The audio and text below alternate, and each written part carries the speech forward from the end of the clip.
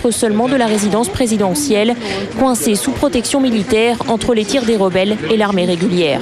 On avait un char qui était derrière un mur juste à notre gauche et qui bombardait avec des obus. Donc forcément, là, on commence à se poser des questions. On avait des rafales de partout, des deux côtés, du côté des militaires tchadiens et du côté des rebelles. Et toute la journée, pendant 3 jours sans arrêt. Les militaires qui sécurisaient la zone, donc au bout d'un moment, ont pris la décision de nous évacuer sur la base militaire, profitant d'une accalmie, et puis de là, de nous évacuer sur Libreville. Très stressés à leur retour, certains ne cachent pas leur colère. S'ils remercient les soldats français qu'ils ont trouvés plus qu'à la hauteur, ils estiment que l'ambassade, elle, aurait dû anticiper. On était trop près du palais présidentiel. Alors ils auraient dû nous évacuer bien avant.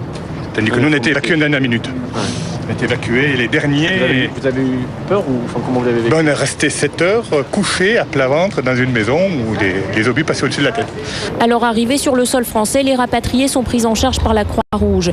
Les volontaires sont là pour les aider à s'organiser, mais aussi et surtout pour les écouter, car ils ont vécu 3 jours particulièrement stressants et ont besoin d'un soutien psychologique. J'ai vu ce matin une personne qui était arrivée par le vol d'hier soir revenir demander une prise en charge psychologique et demander à parler à un psychologue.